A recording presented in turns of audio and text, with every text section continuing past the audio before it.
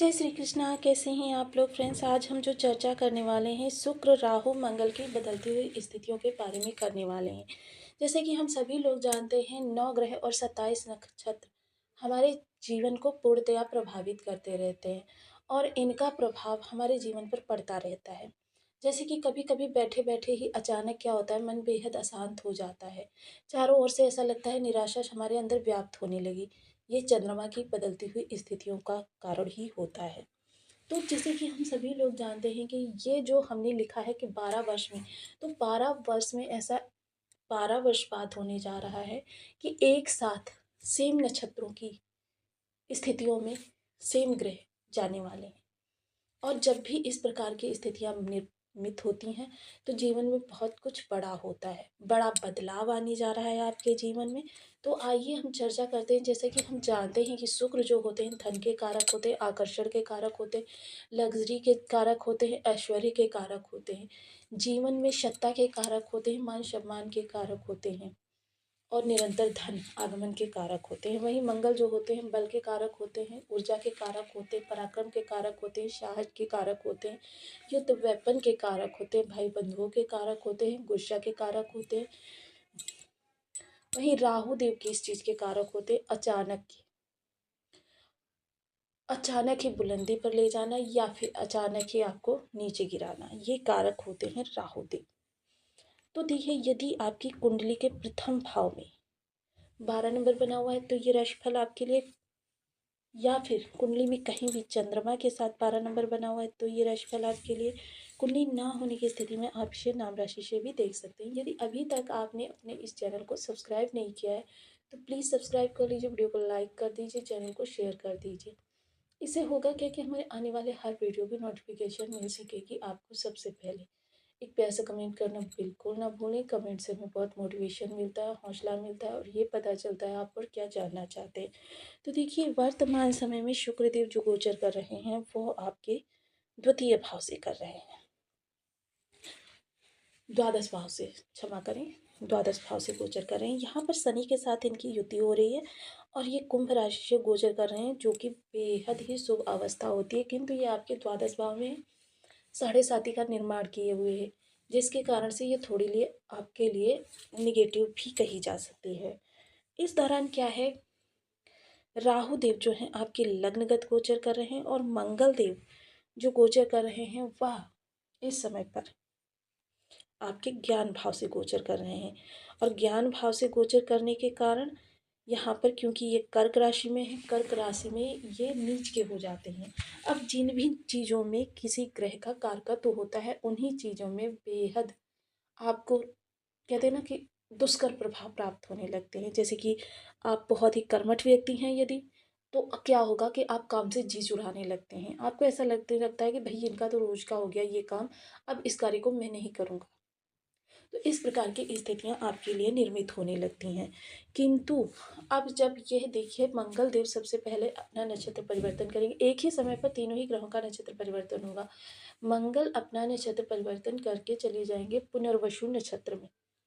पुनर्वसु नक्षत्र जो होता है वो गुरुदेव का नक्षत्र होता है, यानी कि इनकी समझ लीजिए कि 60% नकारात्मकता समाप्त हो जाएगी, जिसके प्रभाव से ज्ञान भी इस समय पर आपका अच्छे से कार्य करता हुआ दिखाई देगा। क्या होगा कि अभी तक क्या था कि आप जो भी सोचते थे एकदम उससे विपरीत ही आपको परिणाम प्राप्त होते थे। अब जब मंगल देव यहाँ पर अपनी सकारात्मकता के साथ होंगे तो क्या होगा कि अब काफ़ी चीज़ें आपके हित में होंगी, अनुकूल होंगी। उदर विकार कोई आपके लगा हुआ था तो उदर विकार इस समय पर आपके क्या कमी आएगी उसमें, क्योंकि उदर विकार जो होते हैं मंगल देव ही कारक होते हैं और इस भाव के स्वामी जो कारकत होता है वो उदर ही होता है। प्रेम संबंध क्या है, बहुत ही ज़्यादा मिसअंडरस्टैंडिंग, ईगो की वजह से आपके प्रेम संबंध थोड़े से कटु चल रहे थे। वहीं इसके साथ ही देखिए, स्टूडेंट्स वर्ग फोकस नहीं कर पा रहे थे अपने लक्ष्य पर, अपनी स्टडी पर। इस समय पर यदि लक्ष्य के निर्धारण में उनको कोई समस्या आ रही थी वो समस्या दूर हो गई। संतान के कैरियर को लेकर, एजुकेशन को लेकर किसी प्रकार की समस्या आ रही थी वो दूर होगी। शेयर मार्केट से जुड़े हुए लोगों के लिए इतना कहना चाहूँगी कि पहले वो एक बार अपनी कुंडली का एनालिसिस करवा लें। तो ये सारी चीज़ें होती हुई दिखाई देंगी। आपको लाभ बढ़ता हुआ दिखाई देगा। लाभ के लिए इस समय आप जुनून की हद तक प्रयास करते हुए दिखाई देंगे। लाभ स्थान पर क्योंकि मंगल की सप्तम दृष्टि जाएगी। वहीं आपको द्वादश भाव से बेहद अरिष्टकारी प्रभाव प्राप्त हो रहे थे। कारण था, एक तो 7.5 यहाँ पर चल जाती है। शुक्र अपने प्रभाव ही नहीं दे पा रहे थे और शुक्र ने विपरीत राज्यों का निर्माण किया हुआ था, अति विशिष्टकारी थे। किंतु मंगल की दृष्टि, क्योंकि जब नीच का ग्रह है और नीच की दृष्टि जाएगी तो वो सामने वाले ग्रह को भी बिगाड़ देगा। तो यहाँ शुक्र से भी आपको पॉजिटिव प्रभाव नहीं प्राप्त हो रहे पा रहे थे।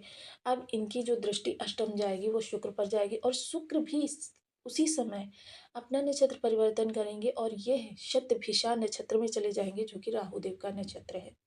धन से संबंधित आपके सभी कार्य सुचारू होते हुए दिखाई देंगे। कार्य क्षेत्र पर किसी प्रकार की कोई समस्या आ रही थी वो दूर होती हुई दिखाई देगी। इस समय आपको अचानक धन प्राप्ति के योग निर्मित होंगे। धन कहीं से भी आ सकता है, आपके जॉब के स्थान से किसी कार्य के द्वारा आपको प्राप्त हो जाए, आपके जीवन से, मतलब एक तरीके से कहते हैं ना, निराशा 50% तक समाप्त हो जाएगी। बहुत ही अटका हुआ कोई कार्य होगा वो पूर्णता को प्राप्त होगा। जीवन संबंधी निराशा, यानी कि इस समय कह सकते हैं कि आप आगे के लिए जो बहुत परेशान रहते थे, हताश रहते थे, उस परेशानी से निकलने में इस समय पर यह गोचर आपकी बेहद मदद करने वाला है। जो कुछ होगा अचानक होगा। इस दौरान एक चीज़ विशेष कहना चाहूँगी कि इस समय थोड़ा-सा अपने भाई बंधुओं के साथ गेट टुगेदर कर लीजिए। मंगलवार को कीजिए, शाम के समय कीजिए। यह गेट टुगेदर आपके ऑरा में उपस्थित मंगल की ऊर्जा को थोड़ा-सा सात्विक कर देगा, अच्छा कर देगा। जिससे कि आपकी मंगल की तरफ से जो नकारात्मकता आ रही है उससे आप निकलने में सक्षम होंगे। इसके साथ ही देखिए, शुक्र शुक्र का क्या होता है, अन्य 8 ग्रह जब यहाँ पर होते हैं तो आपके लिए नकारात्मकता लेकर आते हैं, किंतु शुक्र जब यहाँ पर होते हैं और किसी भी प्रकार से वो पीड़ित ना हो तो आपके लिए शुक्र यहाँ पर सकारात्मकता लेके आते हैं। विदेशों से जुड़े हुए कार्य आपके बहुत अच्छे होते हुए दिखाई देते हैं। आपकी कोर्ट कचहरी धन के प्रभाव से समाप्त हो जाती हैं, शत्रुता समाप्त हो जाती है। किंतु क्या था, इस समय पर आपको, आपने यदि ऋण ले रखा है तो लेनदार आपको बहुत परेशान कर रहे थे। कंपटीशन में आपका मन नहीं लग रहा था। कंपटीशन से ऐसा लग रहा था कि आप पूरी रेस से बाहर निकल गए हैं। इस प्रकार की स्थितियां आपके साथ निर्मित हो रही थी। चीज़ें जो हैं आपके लिए बेहतर होती हुई दिखाई देती हैं, अनुकूल होती हुई दिखाई दे रही हैं। इस समय पर एक चीज़ विशेष होगी आपके लिए। देखिए, शुक्र जब यहाँ पर होते हैं आप आगे धन व्यय करते रहते हैं और पीछे से धन की आवक बनी रहती है। इस प्रकार के तो कार्य क्षेत्र में इस समय पर विशेष बदलाव के आसार नजर आ रहे हैं। और यदि इस प्रकार का कोई कार्य कर रहे हैं जिसमें विदेश का समावेश हो तो आपके लिए बहुत ही उत्तम स्थितियों का निर्माण होता हुआ दिखाई देगा। चीज़ें हित में होती हुई दिखाई देंगी, अनुकूल होती हुई दिखाई देंगी। बहुत सारी चीज़ें ऐसी भी होंगी जो कि आप बहुत लंबे समय से करना चाह रहे थे, नहीं कर पा रहे थे। इस समय धन की व्यय होगा आपका कार्य क्षेत्र संबंधी डॉक्यूमेंट्स कराने में, इन्वेस्टमेंट संबंधी कार्य करने में। इस समय पर इन सब चीज़ों में आपके धन का व्यय हो सकता है। अनावश्यक खर्चे इस प्रकार के नहीं निकल कर आएंगे जो कि आपको अनावश्यक लगे। इस समय खर्चे वही निकल कर आएंगे जो कि आपको भविष्य में भी अच्छा लाभ देकर जाए। वहीं एक चीज़ का विशेष ध्यान रखिएगा इस दौरान कि आप घर के अंदर बहुत ज़्यादा धन ना रखें, किसी पर आंख बंद करके भरोसा ना करें, या फिर कोई कीमती चीज़ें यदि घर के अंदर रखते हैं तो उनके लिए दोहरी सतर्कता बरतें। ऑनलाइन फ्रॉड जो चलता है उससे भी बचें। ये सारी चीज़ें इस समय सतर्कता के तौर पर आपको करनी है। वहीं देखिए, जब भी ग्रह हमारे विपरीत प्रभाव दे रहे हों और हमें उनके सकारात्मक प्रभाव ना प्राप्त हो रहे हैं तो हमें क्या करना चाहिए, संबंधित ग्रह के उपाय की शरण में जाना चाहिए। तो आज हम मंगल और शुक्र की चर्चा कर रहे थे। अब उपाय करने से होता क्या है, यदि ग्रह हमारा अरिष्टकारी होता है तो वो शुभ हो जाता है, शुभ होता है तो उसमें बल आ जाता है। तो इसके लिए आपको सबसे पहले देखिए शुक्र के उपाय करने चाहिए। ओम शून्य शुक्राय नमः। मंगल के लिए ओम अंगारकाय नमः, क्योंकि मंगल देखिए बल और पराक्रम के कारक होते हैं। और जब आपके अंदर बल ही नहीं होगा तो फिर आप कार्य किस प्रकार से करेंगे। तो मंगल बल और पराक्रम के कारक होकर आपके जीवन को बहुत ज़्यादा प्रभावित करते हैं। तो मंगल के जो आप अधिष्ठात्र देव होते हैं वो हनुमान जी होते हैं। हनुमान जी की किसी भी रूप में आप पूजा कर सकते हैं। बजरंग बाण का पाठ कर सकते हैं, सुंदरकांड का पाठ कर सकते हैं, हनुमान जी को चोला चढ़ा सकते हैं। मीठी रसदार मिठाई लेकर मंदिर जाएं प्रत्येक मंगलवार को, हनुमान जी को भोग लगाएं और मित्र बंधुओं के साथ बैठकर खाएं। यदि ये संभव नहीं है तो वहाँ प्रसाद के रूप में वितरण करें और थोड़ी सी मिठाई घर भी लाएं और स्वयं ग्रहण करें। लाल रंग की चीज़ें धर्म स्थान पर देते रहें, जैसे लाल मसूर की दाल हो गई, लाल कपड़ा हो गया। इस तरीके की चीज़ें धर्म स्थान पर दान करते हैं। शुक्र के लिए महिला वर्ग का सदैव सम्मान करें। शुक्र की जो अधिष्ठात्री देवी होती हैं माता लक्ष्मी होती हैं। माता लक्ष्मी की किसी भी रूप में आराधना कर सकते हैं, श्री सूक्त का पाठ कर सकते हैं, कनकधारा स्तोत्र का पाठ कर सकते हैं। ये आपके शुक्र को बहुत ही बलवान करेगा। श्रीम बीज मंत्र का जाप किया जा सकता है। 13 वर्ष की कम उम्र की कन्याओं को आप प्रत्येक शुक्रवार को खीर खिला सकते हैं।